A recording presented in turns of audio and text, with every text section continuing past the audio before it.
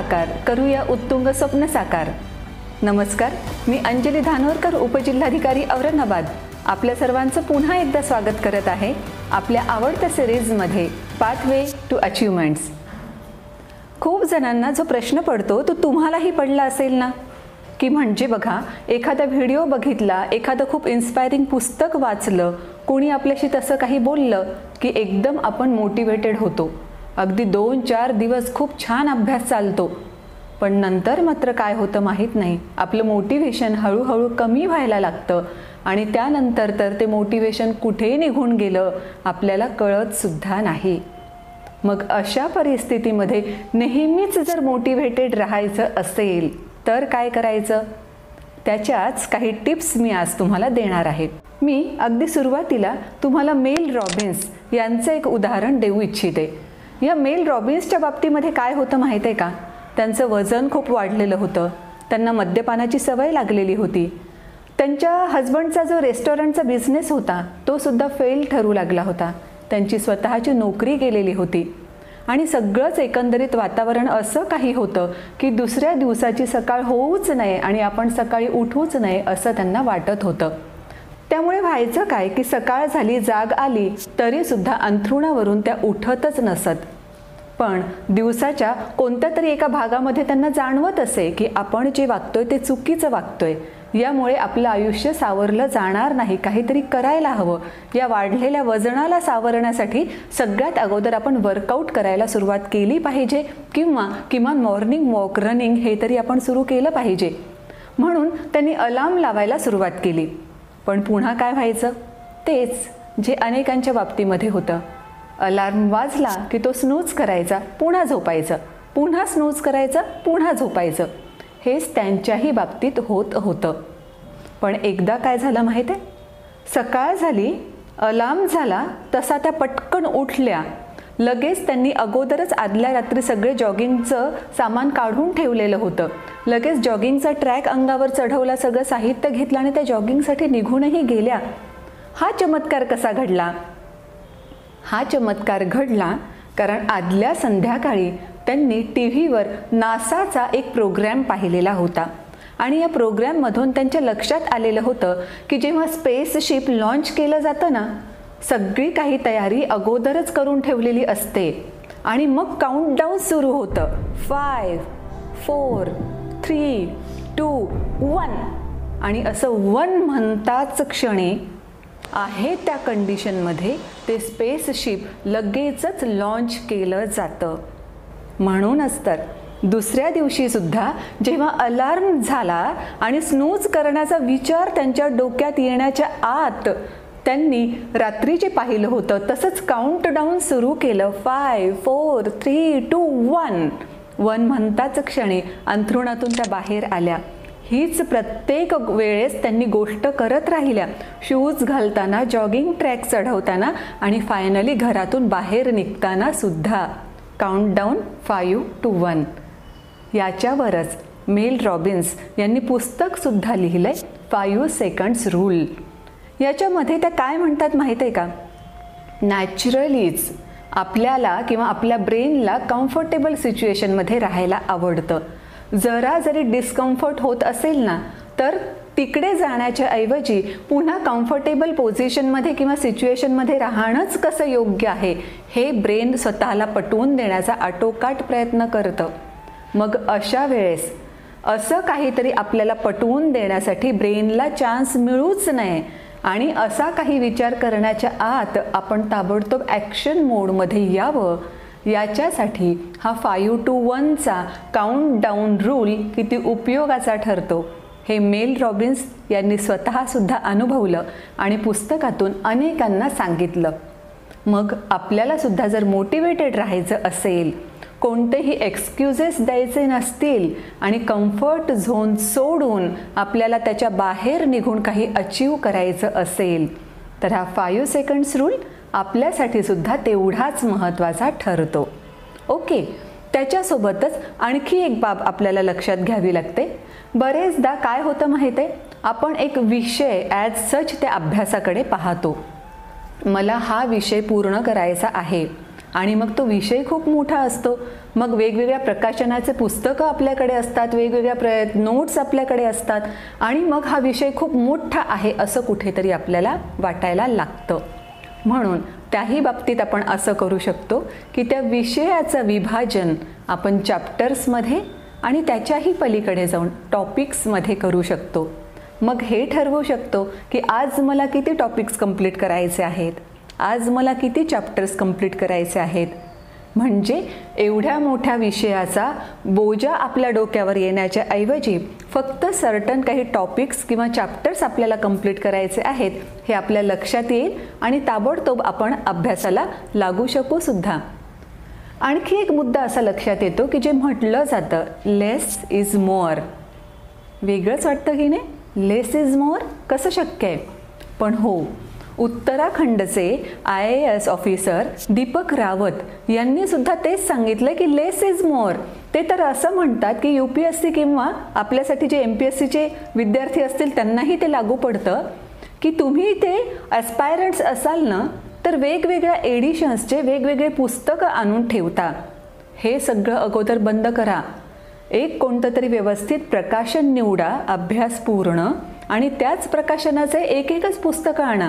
फापट पसारा जर आणला तर बापरे एवढं सगळं वाचायचं आहे, एवढा मोठा अभ्यास राहिला आहे, याचंच टेन्शन आपल्याला खूप जास्त यायला लागतं. म्हणून लेस इज मोअर. अगदी कमीत कमी गोष्टी वाचा, महत्त्वाच्या वाचा, पण अगदी मनापासून वाचा. एवढंच कशाला, एम्समधून ज्यांनी MBBS केलं आणि UPSC देऊन नंतर जे IAS झाले ते रोमन सॅनीसुद्धा सांगतात की वर्षभरामध्ये आपली कपॅसिटी तशी तर फक्त 5000 पेजेस वाचण्याची असते. त्याच्यामुळे उगाचच आपण फापट पसारा का जमा करतो? अगोदर हा जमा केलेला सगळा कचरा बाजूला काढा. जेवढं वाचायचं आहे तेवढंच साहित्य जवळ ठेवा आणि मग अभ्यासाला लागा. आला मुद्दा लक्षात? आपल्यालाही बऱ्याच जणांना टेन्शन तेच येतं ना, पुस्तकांची नोट्सची एवढी मोठी थप्पी साचलेली असते आणि एवढा अभ्यास कसा होईल, कधी होईल या टेन्शनमध्येच बरेच जण इतके जातात की लगेच पहिल्या पेजपासून वाचायला सुरुवात केली पाहिजे हे सुद्धा कुठेतरी ते विसरून जातात. आणखी यापुढचा मुद्दा सांगताना मी असं सांगेन की रिवॉर्ड आणि पनिशमेंट ही पद्धत सगळ्याच ठिकाणी उपयोगाची ठरते बरं का. म्हणजे अभ्यासामध्ये सुद्धा ही पद्धत उपयोगाची ठरू शकते. जर आपण एखादं गोल ठरवलं आणि ते गोल कंप्लीट केलं तर स्वतःलाच रिवॉर्ड देऊ शकतो. म्हणजे कसं, जर आपण ठरवलं असेल की या 2 दिवसामध्ये इतके टॉपिक्स कंप्लीट करायचे आहेत किंवा अगदी 2च दिवसांचं टार्गेट ठरवण्याच्या ऐवजी आपण 15 दिवसांचं किंवा महिनाभराचं सुद्धा ठरवू शकतो बरं का.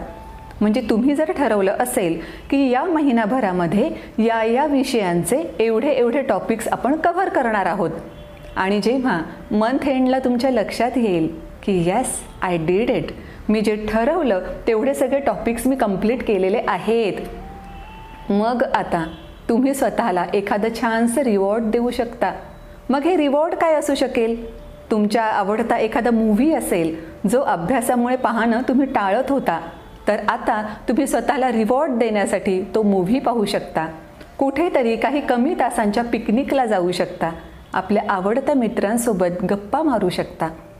पण हो, जर कंप्लीट झालं नाही, महिनाभरात तुम्ही काही सर्टन टॉपिक्स ठरवले होते पण ते झाले नाही असं मंथ एंडिंगला लक्षात आलं, मग रिवॉर्डचा तर प्रश्नच नाही, तिथे पनिशमेंट हा मुद्दा येतो. आणि मग आपण पनिशमेंट कशी देऊ शकतो? मग आपण असं म्हणू शकतो की पुढच्या महिन्यामध्ये जर कंप्लीट झालं नाही किंवा पुढच्या महिन्यामध्ये सुद्धा मी कंप्लीट करणारच आहे, पण महिना संपल्यानंतर जे मी स्वतःला मूव्ही पाहण्याचं बक्षीस देणार होतो ते मी देणार नाही, किंवा आता मी हे कंप्लीट केलं नाही ना तर या महिनाभरामध्ये माझ्या आवडता हा अमुक एक पदार्थ मी अजिबात खाणार नाही. असं जी पनिशमेंट आपल्यावर काम करणार आहे ती पनिशमेंट आपण स्वतःसाठी ठरवू शकतो. आणि अर्थात न्यायबुद्धीनं ही पनिशमेंट आपण फॉलोसुद्धा केलीच पाहिजे. हा सुद्धा मुद्दा लक्षात आला असेल तर आणखी आपण पुढच्या मुद्द्याकडे जाऊया. बरेचदा काय होतं माहिती आहे, म्हणजे जे म्हटलं जातं ना की लो इंटेन्सिटी फन आणि हाय इंटेन्सिटी फन. तुम्ही पण बरेचदा बघितलं असेल ना की कोणीतरी गप्पा मारण्यासाठी येतं आणि आपण म्हणतो की नाही नाही मला अभ्यास करायचा आहे, अभ्यास करायचा आहे. आपण त्या मित्राला तर प्रामाणिकपणानं बाहेर जायला सांगतो देखील, पण तो गेल्यानंतर मनात कुठेतरी वाटत असतं की अरे ह्या मित्राशी जर अर्धा तास गप्पा मारल्या असत्या ना तर मन इतकं फ्रेश झालं असतं की पुढचे 4 तास अतिशय चांगला अभ्यास झाला असता. आणि मग त्याच फिलिंग्जमध्ये काय होतं, मोबाईल हातामध्ये येतो, व्हॉट्सॲप चेक केलं जातं, फेसबुक चेक केलं जातं, इन्स्टावर पुन्हा काही पोस्ट करायचं आहे का, आपल्या अगोदरच्या पोस्टला काही लाईक्स मिळाल्यात का, हे सगळं चेक केलं जातं. आणि त्यावेळेस काय म्हणणं असतं की आपण बिझी आहोत, आपण काहीतरी करतोय किंवा थोडाच तर वेळ बघतोय. जर अशा रीतीनं मोबाईल चेक करणं ही लो इंटेन्सिटी फन असेल तर 1 तास त्या लो इंटेन्सिटी फनवर घालवण्याच्या ऐवजी सरळ सरळ तुम्ही तुमच्या मित्राशी अर्धा तास गप्पा मारल्या असत्या आणि मनानं अगदी फ्रेश होऊन 4 तास खूप छान अभ्यास केला असता तर ते चाललं असतं की नाही. म्हणूनच अशा लो इंटेन्सिटी फन कोणत्या आहेत ज्याच्यावर आपण जास्त वेळ वाया घालवतो आहोत ते फाइंड आउट करून हाय इंटेन्सिटी फन बघून त्याच्यावर थोडा वेळ देणं हे आपल्याला नक्की सहज शक्य होऊ शकतं. बऱ्याच जणांचं म्हणणं काय असतं की आम्ही मोटिव्हेटेड राहण्याचा खूप प्रयत्न करतो, पण अट्रॅक्शन्स येतात, वेगवेगळ्या प्रकारचे अट्रॅक्शन्स असतात आणि त्याच्यामध्ये बरंचसं आमचं दुर्लक्ष होतं आणि बऱ्याच गोष्टी आम्ही विसरून जातो किंवा पुन्हा एकदा आम्ही मोटिव्हेशनपासून दूर गेलेलो असतो, आमच्या ध्येयापासून दूर गेलेलो असतो. या सर्वांनाच मी सांगू इच्छिते, ॲट्रॅक्शन्स फक्त तुमच्या अभ्यासाच्याच मध्ये येणार आहेत असं अजिबात नाही. आयुष्यभर कोणत्या ना कोणत्या स्वरूपामध्ये असे अट्रॅक्शन्स येणारच आहे. तुम्हाला डिस्ट्रॅक्ट करणाऱ्या अनेक बाबी घडणारच आहेत. तुम्हाला डिस्ट्रॅक्ट करणारे अनेक लोक तुमच्या आयुष्यामध्ये येणारच आहेत. अशा वेळेस आपण किती फर्म आहोत, आपल्या ध्येयावर आपण ठरवलेल्या गोष्टींवर ही बाब महत्त्वाची ठरते. म्हणून या आपल्या ध्येयाच्या संदर्भातला आपला वैचारिक पाया जर पक्का असेल ना तर आता अभ्यासाच्या ध्येयाच्या मध्येही कितीही अट्रॅक्शन्स आले तरी आणि प्रत्यक्ष आयुष्यामध्ये सुद्धा कितीही अट्रॅक्शन्स आले तरीही त्यावर मात करणं अगदी सहज शक्य झालेलं असतं. आणि जाता जाता एक शेवटचा मुद्दा सांगू जो अतिशय महत्त्वाचा ठरेल तुमच्यासाठी.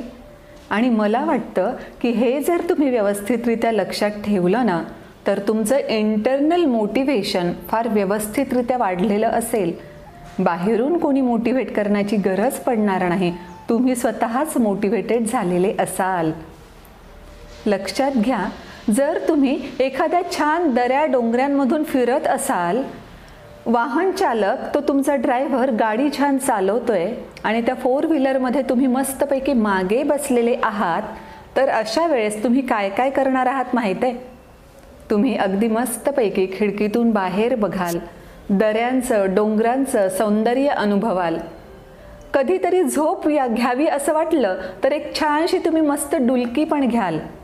मित्रांशी बोलावंसं वाटलं तर फोनवरून लगेच मित्रांशी पण संपर्क साधाल. जर तुम्हाला काही फोटो काढावेसे वाटले तर तुम्ही फोटोसुद्धा काढाल. पण हेच मला सांगा, जर त्या ड्रायव्हिंग सीटवर तुम्ही स्वतः असाल तर दऱ्या डोंगरांचं सौंदर्य न्याहाळाल का? फोटोज काढाल का? छानसं मागे टेकून एखादी छोटीशी डुलकी घ्याल का? मित्रांशी फोनवर बोलाल? अजिबात नाही ना.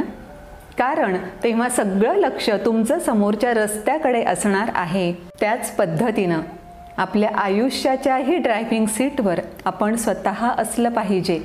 कोणीतरी ड्रायव्हर आहे आणि तो आपल्याला कुठेतरी नेतोय असं परिस्थितीला शरण जाऊन परिस्थितीलाच ड्रायव्हर बनवणं चुकीचं ठरेल की नाही. So be on your driver seat of your life.